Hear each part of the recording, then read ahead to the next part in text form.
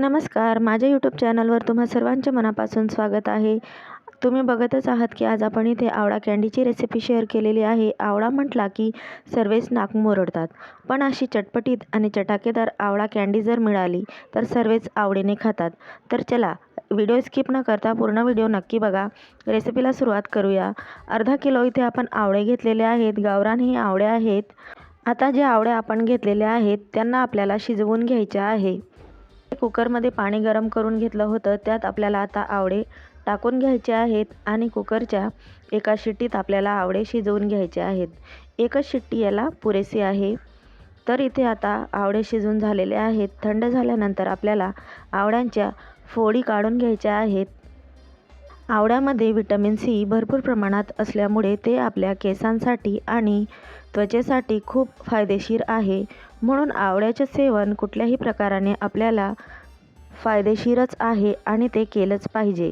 तर इथे आपल्या फोडी तयार आहेत. आता मिक्सरच्या भांड्यामध्ये आवळ्याच्या फोडी मी घालून घेतलेल्या आहेत आणि यांची आपल्याला फाईन अशी पेस्ट तयार करून घ्यायची आहे.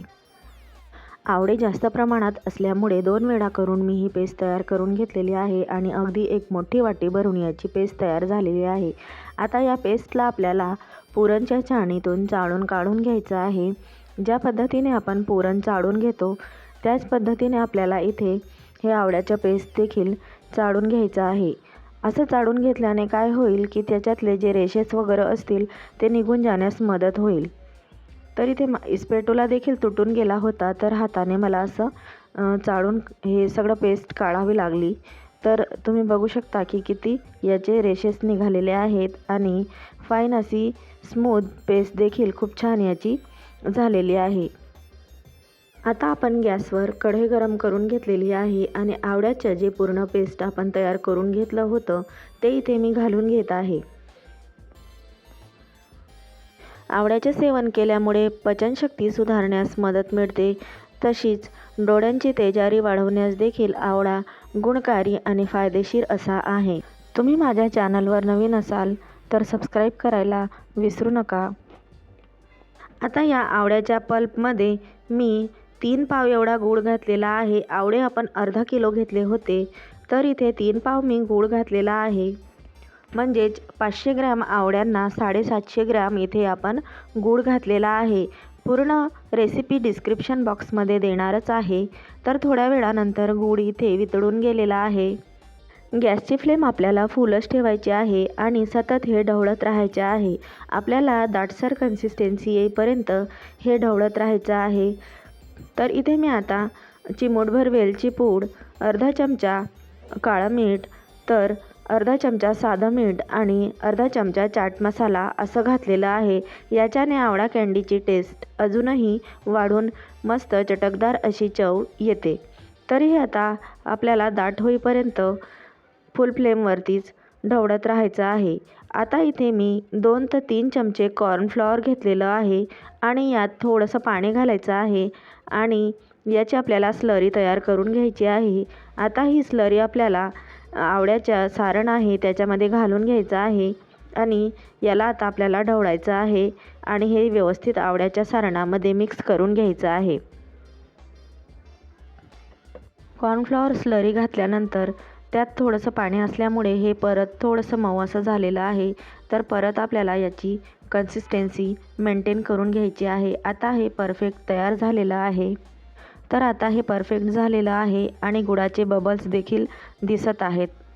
एका ताटाला इथे तूप लावून घेतलेलं आहे आणि तयार केलेलं कँडीचं सारण इथे मी ताटामध्ये ओतून घेत आहे आणि व्यवस्थित आपल्याला जाड बारीक जशी कँडी हवी आहे तेवढं सारण टाकून व्यवस्थित असं पसरून घ्यायचं आहे.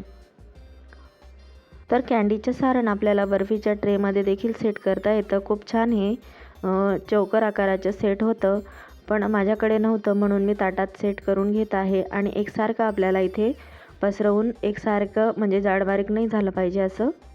आता आपल्याला 2 ते 3 तासासाठी फ्रीजमध्ये सेट करून घ्यायचं आहे.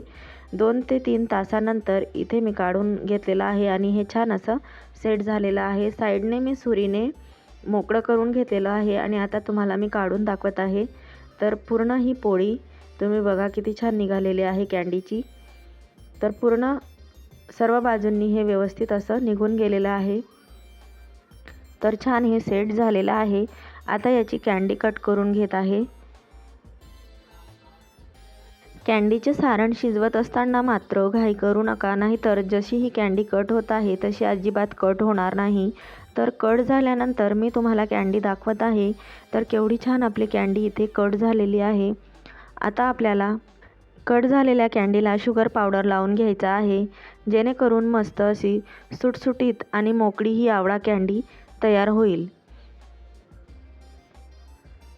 तर तुम्ही बघत आहात की ताटामध्ये जी आवळा कँडी आहे ती एकमेकांना चिटकलेली आहे, पण पूर्णपणे शुगर पावडर लावून घेतल्यानंतर ती मस्त मोकळी मोकळी होते। तर बघू शकता केवढी छान आपली आवळा कँडी इथे तयार झालेली आहे।